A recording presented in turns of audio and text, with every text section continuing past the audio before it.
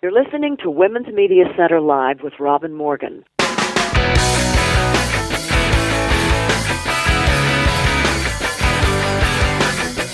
Welcome to Women's Media Center Live. I'm Robin Morgan. Today we're talking with Jane Manning, former prosecutor and expert in crimes of sexual assault and of battery and domestic abuse.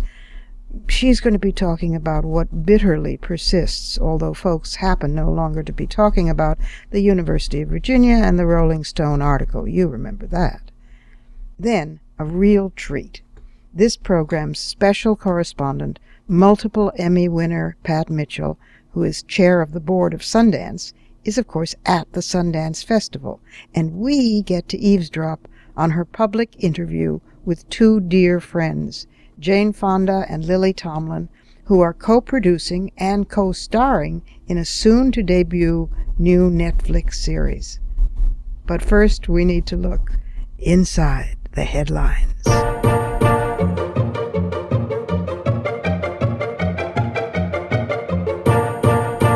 Rare is the headline these days that doesn't in some way refer to the Islamic State, otherwise known as ISIL or ISIS, which I hate to call it because of the reference to the great archetype of the Egyptian goddess. Well, the Islamic State in December came out with quite an interesting result of the group's Research and Fatwa Department. You thought I was going to say Research and Development. No, Research and Fatwa.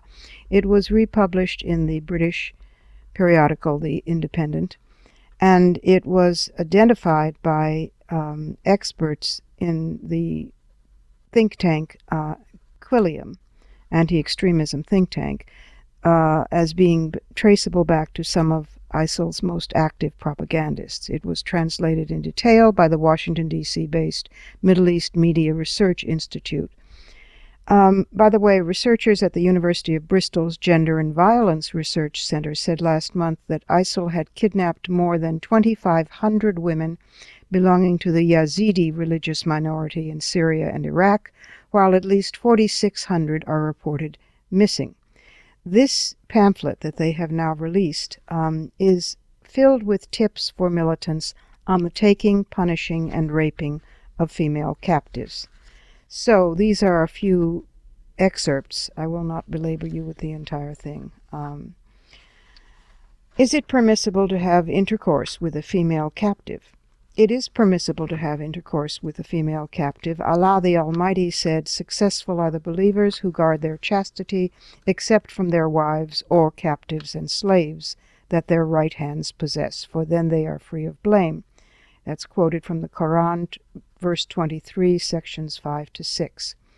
Question: what makes al-sabi permissible? In other words, what makes it permissible to take such a woman captive? What makes it permissible is her unbelief. Unbelieving women who were captured and brought into the abode of Islam are permissible to us after the Imam distributes them among us. Question: is it permissible to have intercourse with a female captive immediately after taking possession of her? If she is a virgin, he, her master, can have intercourse with her immediately. However, if she isn't, her uterus must be purified first. I don't think I want to know what that means. Question: is it permissible to sell a female captive? Answer: it is permissible to buy, sell, or give as a gift female captives and slaves, for they are merely property which can be disposed of.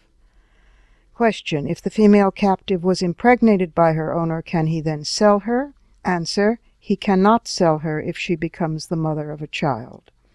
Question: is it permissible to have intercourse with a female slave who has not yet reached puberty?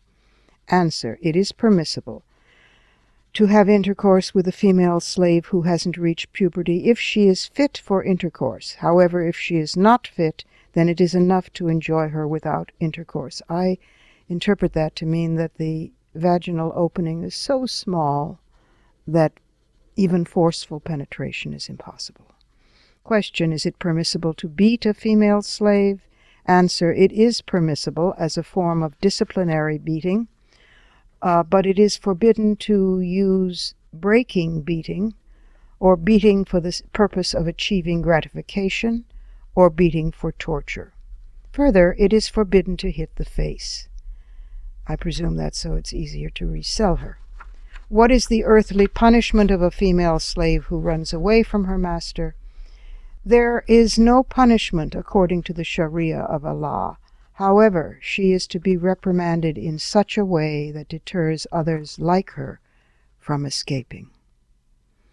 There is a price list attached to this, but that I will save for fighting words at the end of the program.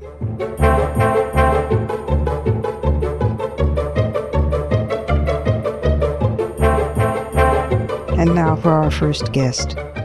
Jane Manning began her career as a prosecutor, specializing in cases of domestic violence, child abuse, and sex crimes.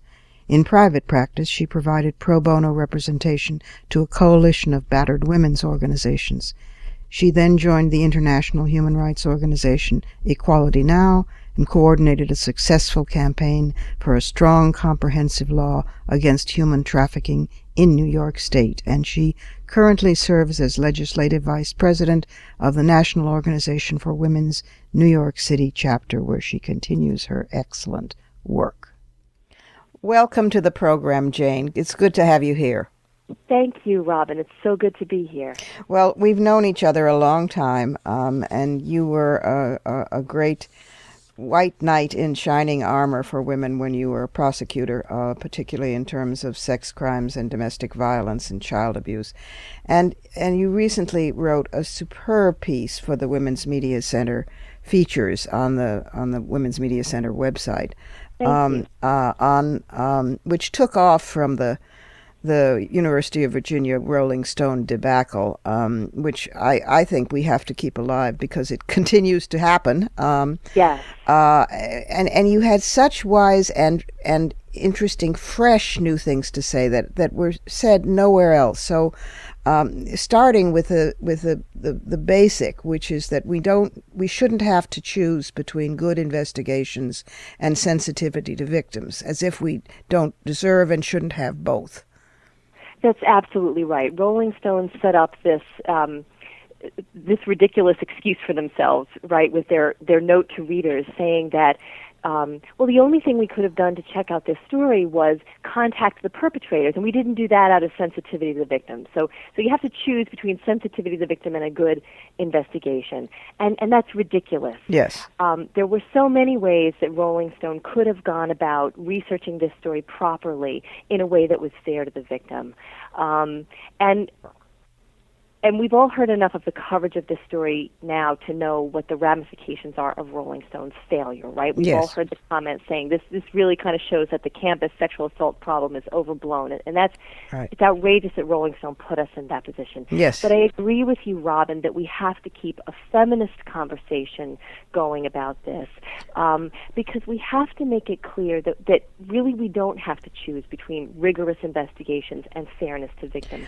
That in my experience, when victims have been unable to get justice in sex crime cases, it's not because somebody was too conscientious about doing an investigation.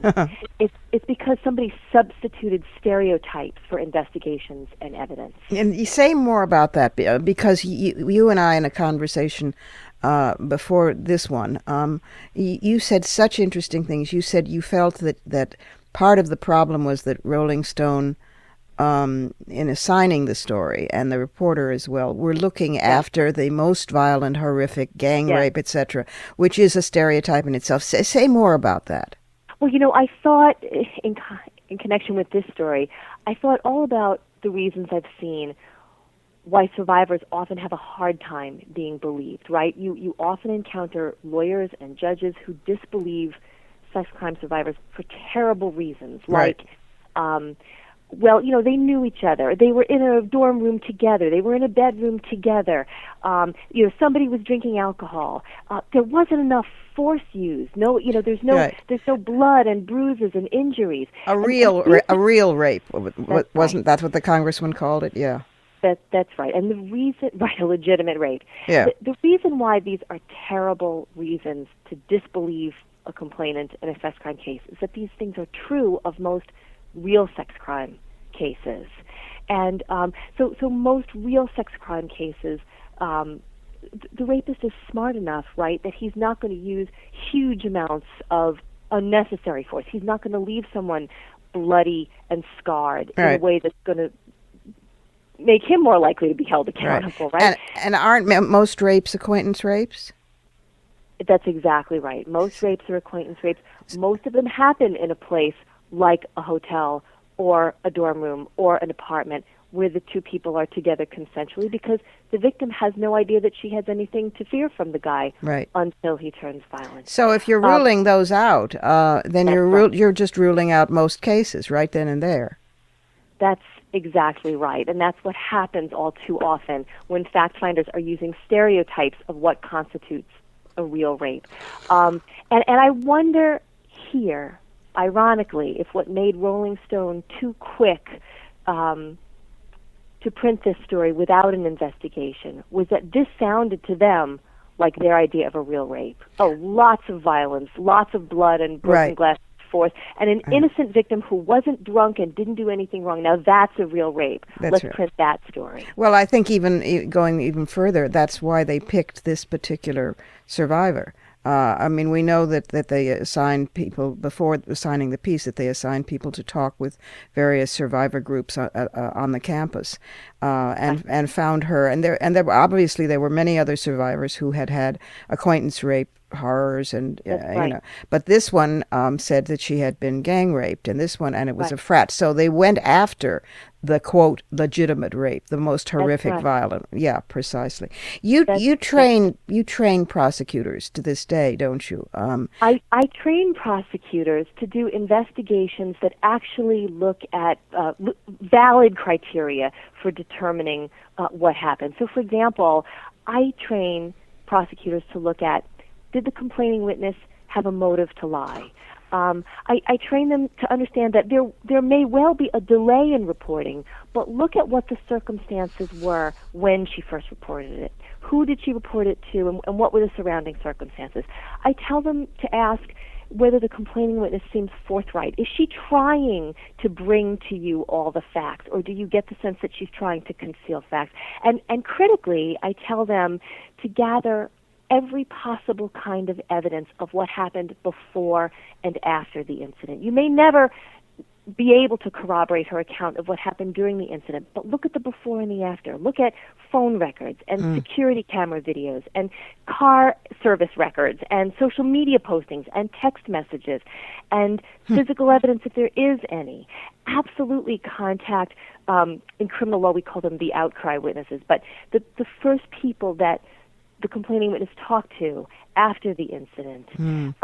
If you follow these trails, you'll get a very good idea of whether the facts check out as they've been told to you, and get the alleged perpetrator's account if you can. But if you can't, find out everything you can find out about him without contacting him. If the Rolling Stone reporter had followed any of these trails, she would quickly have found out the problems with her story, as we could see when we saw how quickly the Washington Post exposed the discrepancies in the story with a pretty brief investigation. And that's, Robin, that's the lesson that I want people to draw from this Rolling Stone debacle, is that rape cases are not a hopeless mess of he said, she said. They are readily capable of being investigated and proven or disproven in a way that is fair to victims rather than re-victimizing them. God, that is so needed.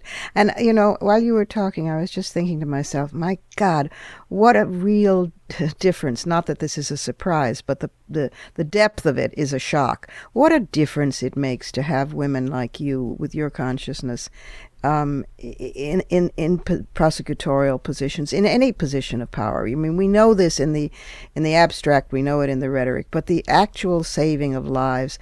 Not too long ago, Brenda Feigen's daughter, who is now an ADA in Northern California, Alexis, was on the program because she had been the first in her department there to put into use. There was a rape survivor who was developmentally challenged, a young kid, and she was so terrified at the notion of confronting her rapist that she just fell apart. So Alexis pioneered the technique of putting her in another room and Skyping in Yeah. her testimony, so she didn't have to be in the same room with the perpetrator. And then she was very brave, and then she did her testimony, and he was put away. But that kind of sensitivity, which seems like common sense, is new. And having women in those positions makes a world of difference. I mean, the kind of things that you list to look for. A male prosecutor, no matter how sympathetic, just isn't at that consciousness level yet. I believe so strongly in the importance of feminists making our impact felt in the criminal justice system. Well, you're right. You're right now making a campaign to repeal the criminalized strangulation attacks in New York State, and you worked to repeal the statute of limitations on rape cases, all from your other position as legislative vice president of National Organization for Women's New York City chapter. That's exactly right. That's right. The New York City chapter of NOW, and we have a wonderful president, Sonia Osorio, and we've really been able to have an impact on criminal justice in New York State. And our strangulation campaign, actually, Robin, was successful. Strangulation attacks, in most cases, were hardly ever prosecuted in New York State until we got a new statute passed addressing them. Within months, we saw an uptick of hundreds of cases in which previously someone who choked a woman or anyone who would not have been held accountable under previous laws are now being able to be arrested and held accountable. So, wow. and that was partly able to be accomplished because I and other women who have some criminal justice experience knew that this need was there and were able to partner with activists to get the law changed. Yeah.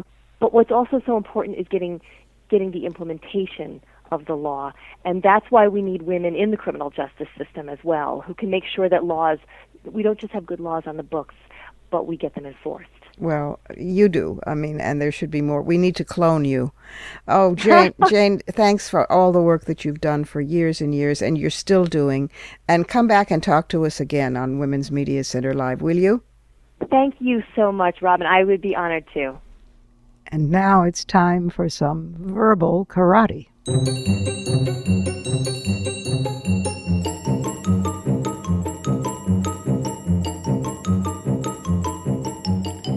while ago, I shared with you some of the entries from Unspinning the Spin, the Women's Media Center Guide to Fair and Accurate Language. That's when we were still wrestling with this huge job that Rosalie Maggio had so amazingly accomplished.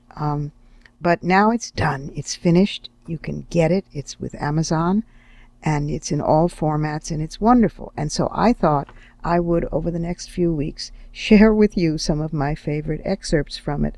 Well, I don't know that they're excerpts, but they're entries that I've excerpted from the book. So, for example, masturbation. Why not start right there? The ultimate in safe sex, masturbation has been termed self-pleasure, self-stimulation, autoeroticism, and the witty ménage à moi. Alternatives are given since the word and concept of masturbation have endured centuries of, well, abuse. And you might want to vary your terms. It is never called self-abuse. Then there's a very short one that I really love. Feminazi. The entry is, Rush Limbaugh began by calling feminists fascists, then shortened it to feminazi. He would probably be hurt if anyone else used it. So don't.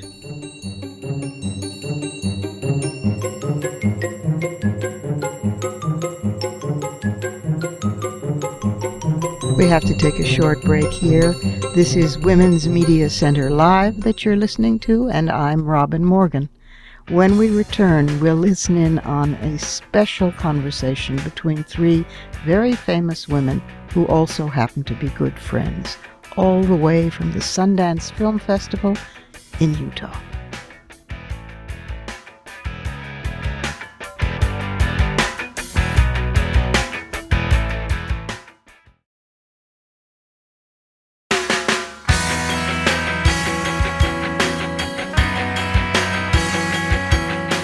You're listening to Women's Media Center Live with Robin Morgan.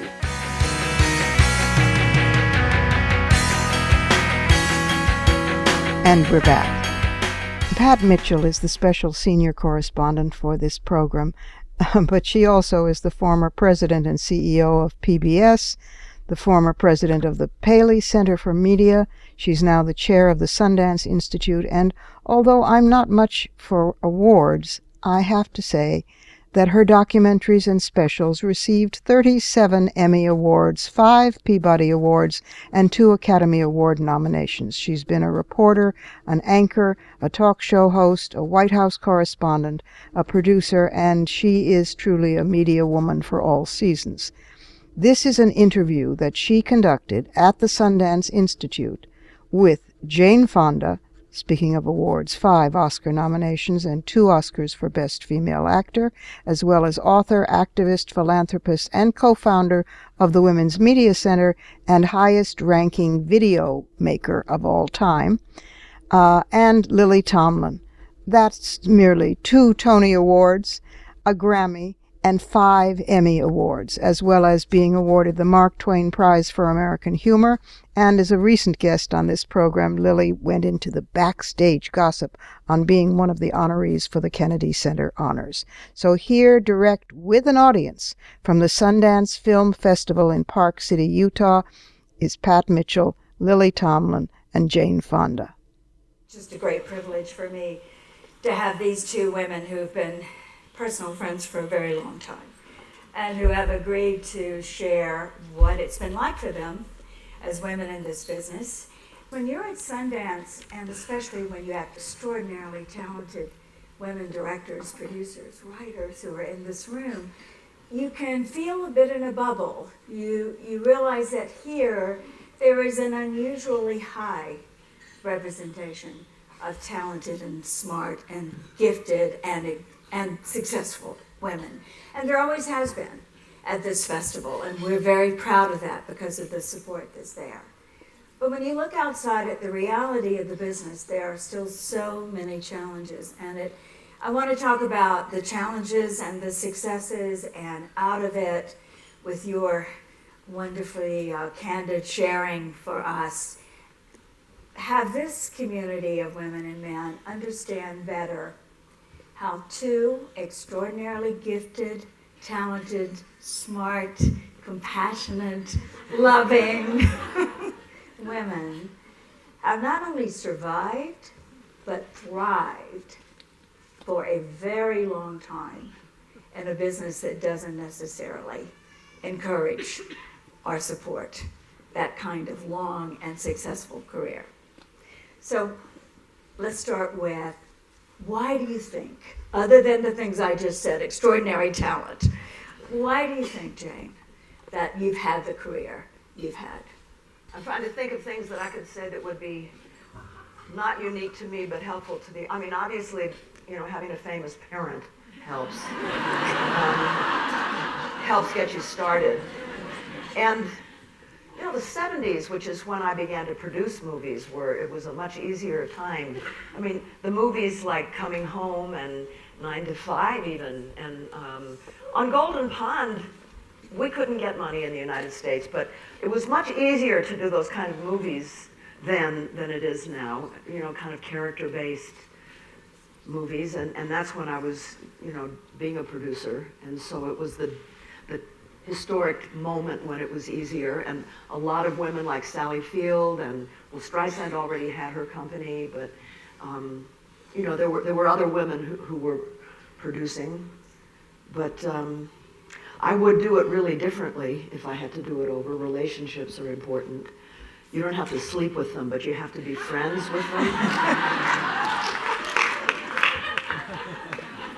No, but I didn't realize how important relationships are. That's why Sundance is so important, because you're building relationships. And, the going myth is that we don't support each other, that women fight each other, that, that's what people think. But this just shows that we don't, and supporting each other is absolutely critical. But, what about you?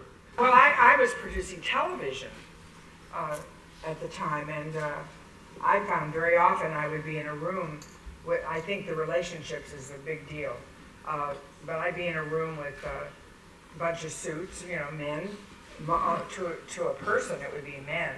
And Jane and my partner Jane and I would be there, and Jane is really lovely and beautiful. And all I could think is they're thinking, too bad the blonde's not the actress. And sure enough, we'd bring up something or introduce an idea, and then one of the males in the room, and they would kind of go by them, and then one of the males in the room would offer the same idea. And this is back in the 70s. So I think it sounds very familiar right now. I know it does. I know it still does, I'm sure, to this day, to some extent. But you have to know that we have made progress. Is Women in Film, do they offer the Crystal Award? Mm-hmm. Yeah, well, I got the very first Crystal Award. I'll tell you about it. So, Sue Cameron had me waiting on Sunset Boulevard when there was a payphone on Sunset near the Beverly Hills Hotel, and we were waiting to find out if there was enough of a crowd at Chi Wilkerson's house, because it was funded by the Hollywood Reporter.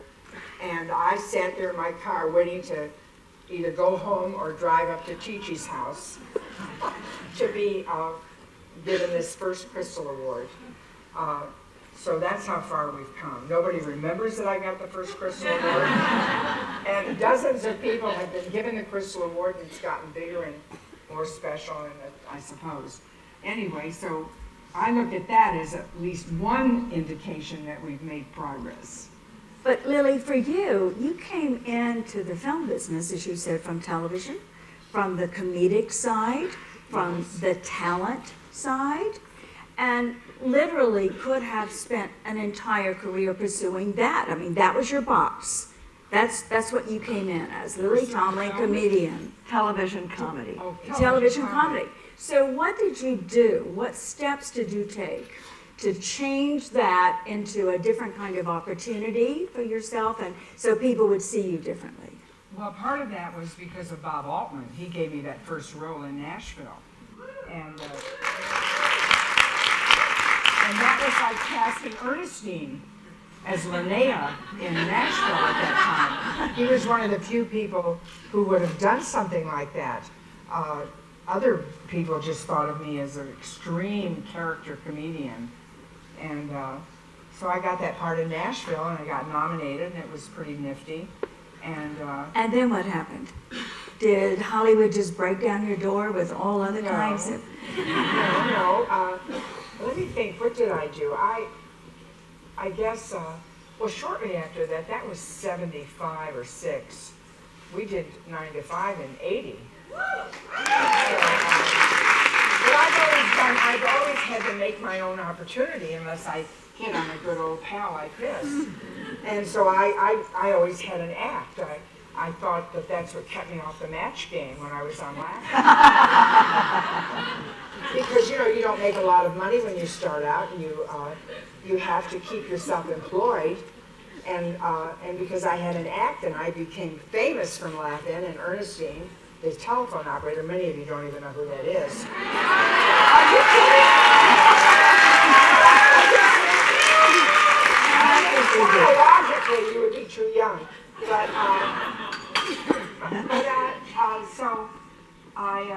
But that's the important point too, Lily. We might just stay with that I've for a always moment. believed in broken field stride. But that's for a performer, an actor, Explain what you mean. What does that mean? That means, like in the same year, I did, what did I do? I did Beverly Hillbillies and Shortcuts. Oh. Now, for me, that's broken field stride, Going in one direction and changing. And showing up in another thing. I'm not, even now I do, I do Lisa Kudrow's mother on Web Therapy. And that's like an underground kind of, off the wall sort of thing. And I've always just wanted to do, as long as I thought the project was worthy of doing.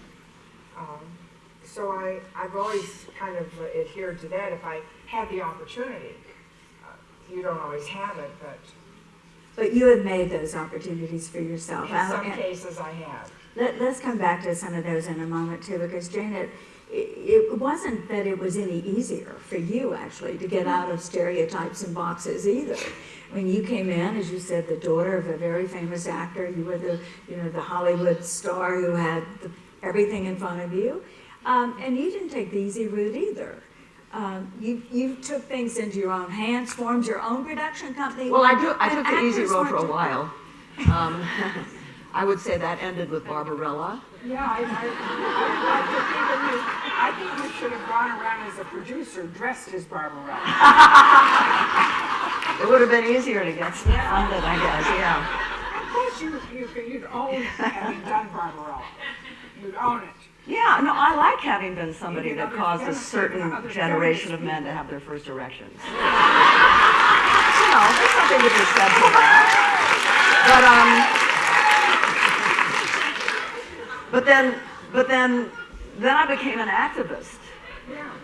And I made movies like, They Shoot Horses, Don't They, and things like that. And so when I became an activist, I didn't want to be put into that slot anymore, whatever slot it was, but it was not the one I wanted to be in. And there were no movies that I wanted to be in, and I thought maybe I would just leave the business. And you did some for a very, while. very wise person said to me, the movement doesn't have a lot of movie stars. We got a lot of organizers, so your career is important. So I thought, all right, then for the movement, if my career is important, then I'm going to start making my own films. Coming Home was the first one. And then so I started, I knew an organizer who worked with office workers, and I wanted to make a movie about office workers, and it was going to be a drama. But then I saw her in Appearing Nightly, and I fell in love, and I said, okay, it's got to be a comedy, because I want her. I can't make a movie about secretaries unless Lily's in it. And then I was driving home right after seeing her, and Dolly was on the radio singing, and I thought, well, okay, and so it became a comedy. Anyway, I made movies about things that politically that I cared about, and How easy was that, Jane? Did people just walk up and say, how it much was money easy would at you the like, time. Jane? It was the 70s. It was easy, and I was a movie star, so it was not difficult. I mean, it wasn't. But we all had to work for scale. But there must have been people in your life in those days, though. Agents, lawyers, people. No who had- agent ever got me a job except for Paula Weinstein, who got me Julia because Lillian Hellman was her godmother. But no agent ever got me a job. Oh, and remember, Vanessa was brilliant and wonderful, but do you remember you tried to get me the job that Vanessa took in Julia? Do you recall it at all? You've forgotten who I am. That Do you would have. know who I You were going to play Julia? am? No. Was that what Vanessa played? Yeah. Oh, I guess I was going to play Julia. You tried to You get would have me- been wrong for the part. And you told, and Fred Zimmerman didn't know who I was or didn't want me or something, and so you told him to watch the Oscars because that's the year I was nominated for Nashville, and I went as a 50s movie star to for that nomination, and I wore a tiara and fox furs and gloves, and I'm surprised you didn't persuade him. I looked like Edith Ann at a birthday party. My tiara was like tipped. It was just. Now, that may be a Hollywood moment we did not know about. That Yeah, has to I go know. in the history books. That you almost cast her in Julia? She was interested in casting me. You could have done a great job. We have to break in here for a very, very short pause. This is Women's Media Center Live. I'm Robin Morgan, and we'll be right back with Pat Mitchell, Jane Fonda, and Lily Tomlin. Don't go away.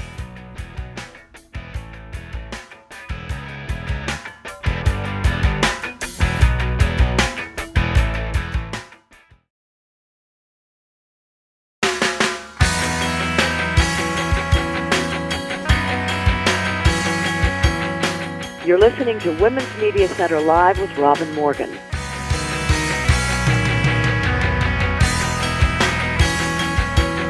Welcome back. And let's waste no time. Let's hurry back to the Sundance Festival and Pat Mitchell interviewing Jane Fonda and Lily Tomlin. But Jane, you said something interesting. No agent ever got you a job. So you literally created the project so that you could do the roles. I would come up with the ideas for the projects, and then I would find writers, and I would always put myself in them. And then I would try to find, one of the things that I learned early on, because I'm a fan of Preston Sturges and, Sullivan's Travels and those kind of movies, that if you want to send a message, you have to kind of like choose like Coming Home was a sexy love story, and 9 to 5 was a comedy, and China Syndrome was a thriller, and find a style that so that people go to see it even if they're not interested in the issue, and then I would sell it, and I would get stars to be in it with me. But you were still being judged on whether it was successful or not, right? So Yeah. was there a time when somebody said, Jane, these kind of movies just aren't going to work, you're going to have to do something else? No, Never happened to you? no. I'd say that's lucky. She had a I huge know. amount. I'm really lucky. No, it didn't. Never had a really down time where you thought that... Yeah, I left the business and married Ted. Well, I didn't mean that as a downtime. It was not Ted, but I made a bunch of movies that didn't work. What were they? Well, Rollover, which was totally brilliant and prescient, but nobody saw it because no one could understand it, including me and Christopherson. And Old Gringo, and Stanley and Iris. I mean, they just didn't work. And these were movies you made out of your own company that you put a lot Well, not on the Stanley line. and Iris, but the Yeah, other but two. the other two, yeah. So what I'm seeing in both of you, though, coming at it from very different places, but the lessons, I think, for the women and men in this room who are thinking of how do they hit these barriers of this is what I want to do, but not everybody wants to go along with your doing it. You came to that point too, and so you and Jane started writing Jane Wagner, your partner, writing all your own material and created something that broke you and her into another space, right? Would you agree that that's Theater, what you mean theater? the search for life? Yeah. We did Appearing Nightly first. That was a compilation. We just, I had decided that I had to go legitimize myself in the theater so I could play long runs instead of doing one-nighters, because I'd do a one-nighter and I'd get a great review and I'd be on to the other town. So I couldn't even exploit the good reviews. So Jane and I decided I'd go to Broadway and do a limited run, and we did a compilation of what I was doing at the time. I could raise the capital for the Broadway show by trying, I was so well known and so popular, I could just go around to small theaters and I used to leaflet. We'd hit town, my crew and I would hit town, and we'd go in a station wagon, and we had, I had a stage manager and a sound person, and Jane and me and a groupie of some sort, or a roadie, and we'd go in and we'd hit the town, we'd leaflet all the bookstores and other feminist places, and we'd get a big crowd, and we'd say, Lily, reading new material, no costumes, no props, no actors, no refunds. And that was, you just have to make yourself good at something, worthy, good. You just, and that builds your confidence, that makes your relationship, you have to make yourself usable. How do you keep that faith in yourself through the times that other people don't seem to share it? Well, I don't. I mean, I've lost faith a lot of times, and then come back. But what's good these days is that we're talking about it. Even it's being written about in New York Times and the LA Times. The fact that the problem is we don't have the money. There's the studio heads are mostly men, and they have to meet their bottom line, and they're scared to take a chance on people that aren't like them. Even though, I learned this, there are men who have not directed hundreds of $million-dollar budgeted movies who they give those big movies to, even though they don't have any track record for those kind of movies. Mm-hmm. So, it is a matter of gender. It's not just you just haven't had experience. But we've got to get women to run studios. We have to get more people willing to fund women who want to make movies. And And I'm glad that's happening. So, you know, there are rays of sunshine coming through, but we have to really... I didn't go into performing or creating stuff for myself to be famous. I didn't want to be famous. I wanted to work. And a lot of people don't even value enough that they have an opportunity to work, to do something, whether it's local or just a small little project, but you're learning, you're doing, you're learning, you're doing. And there's just so much gratification in doing something well. So I remember harking back to like the mid-late 60s, before I was known. I did not want to be famous. I was sort of leery of being famous. I thought you would absolutely lose integrity. You would, and I have. But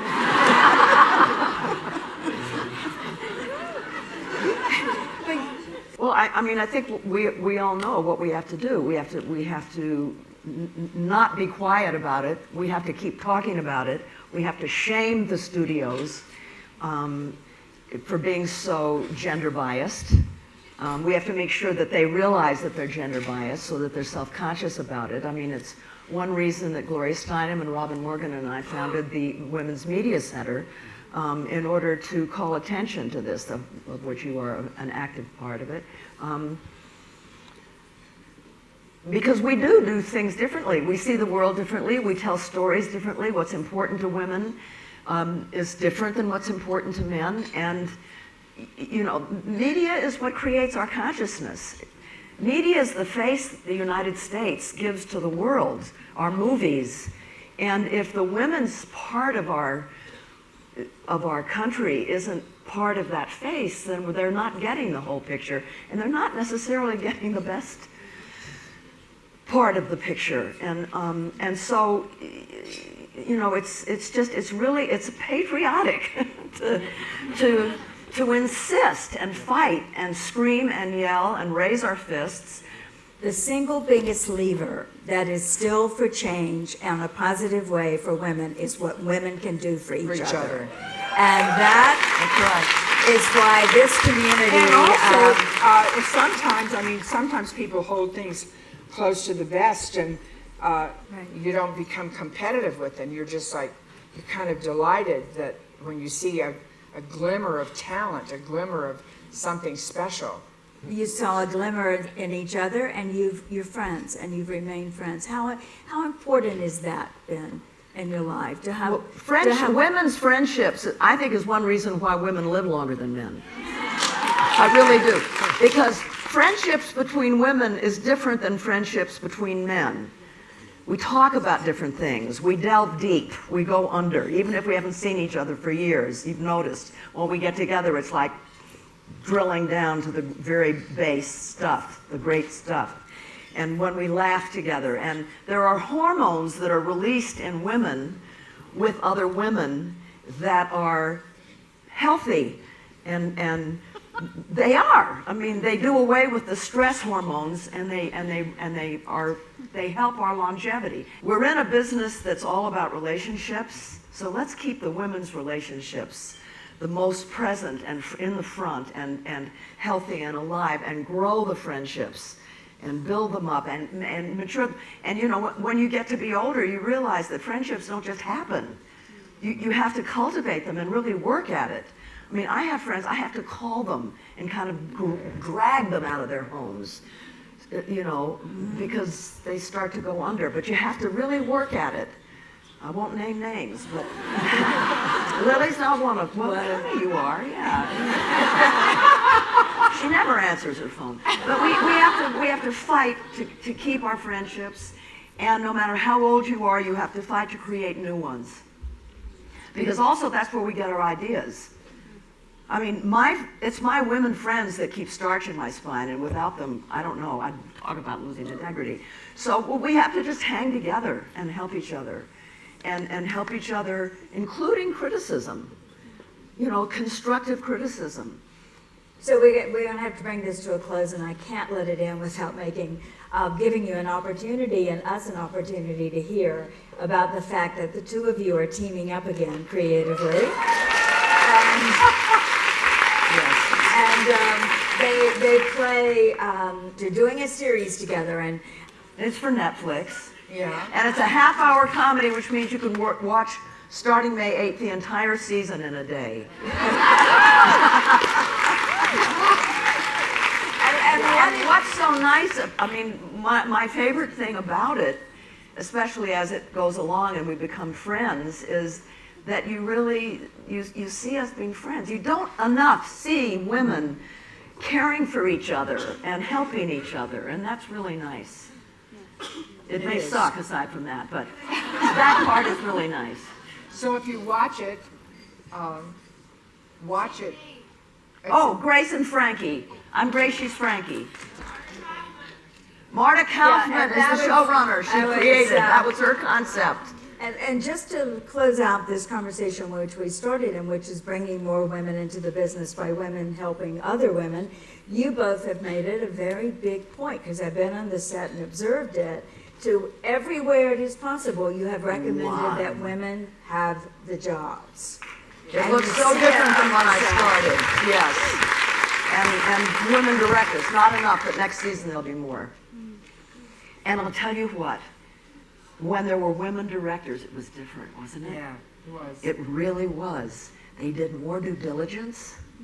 They came around when it wasn't their time to direct, you know, when they were the next episode, and watched what the dynamic was. They looked at all the prior episodes. None of the guys did that. And it just felt different. Jane and Lily are here for the whole festival because they wanted to come and experience what it's like to go through this festival as audience members. And then, of course, Lily is here as the star of the independent film Grandma, which is in competition.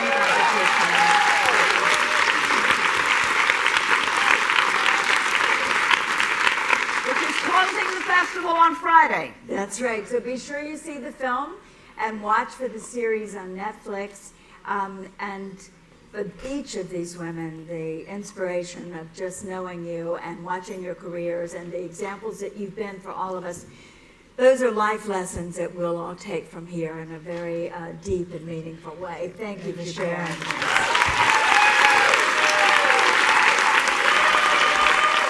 This is Pat Mitchell, special correspondent for Women's Media Center, live with Robin Morgan, signing off from the Sundance Film Festival in Park City, Utah.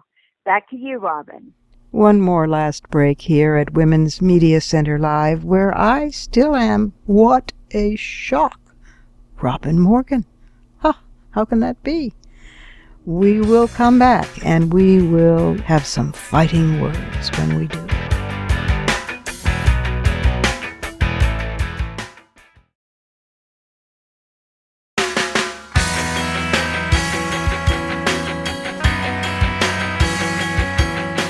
You're listening to Women's Media Center Live with Robin Morgan.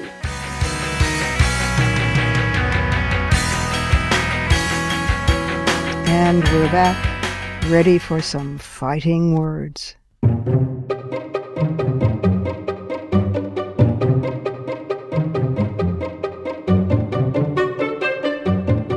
IraqiNews.com has reissued a document from the Islamic State which delineates the prices set to sell Yazidi, the sect Yazidi, and Christian women and children abducted by ISIL members.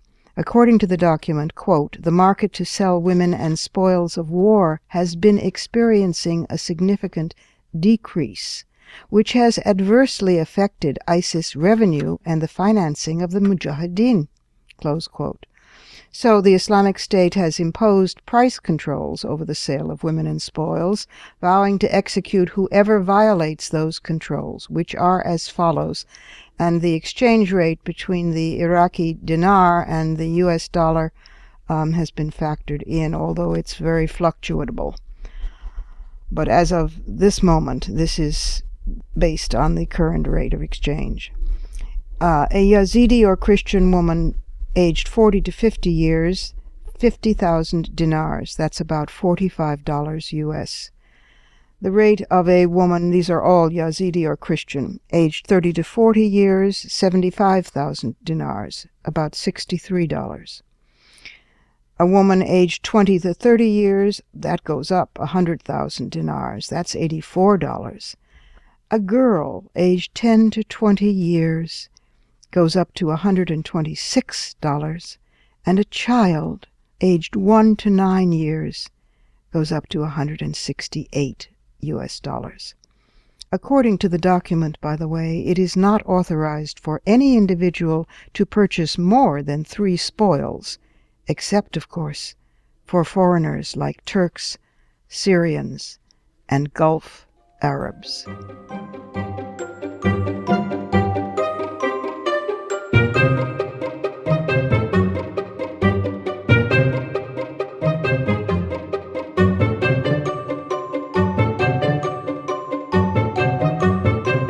That's it for today. Join us next week when we kick off Black History Month with Zakia Jamot of the Millennial Activists group that formed on Twitter after Ferguson. We'll also talk with Rosalie Maggio, author of Unspinning the Spin, the Women's Media Center Guide to Fair and Accurate Language that you've heard me rave on about. And Charlotte Isaacson, the mother of Gender Force, will be discussing this idea of hers that's now a reality, a protective force of trained personnel to be deployed for women in such crisis areas as Congo. It's a first. You do not want to miss that. This program is syndicated, but if you can't find the broadcast on a radio station in your area, you can always visit us at WMClive.com for the show, plus the archive of all our previous episodes. And we're at iTunes worldwide, where you can stream, download, and subscribe to the show's podcast. Also, be sure to find WMC Live on Facebook and Twitter. Portions of this program were taped earlier. Opinions represented here do not necessarily represent the WMC. Here's the family for Women's Media Center Live. WMC President and Executive Producer of this program, Julie Burton, Senior Producer, Crystal Williams-Chancellor, and our founding sponsor, Regina K. Scully. I'm Robin Morgan, your producer and host. Thank you for being with us. Do join us next week, right here on Women's Media Center Live.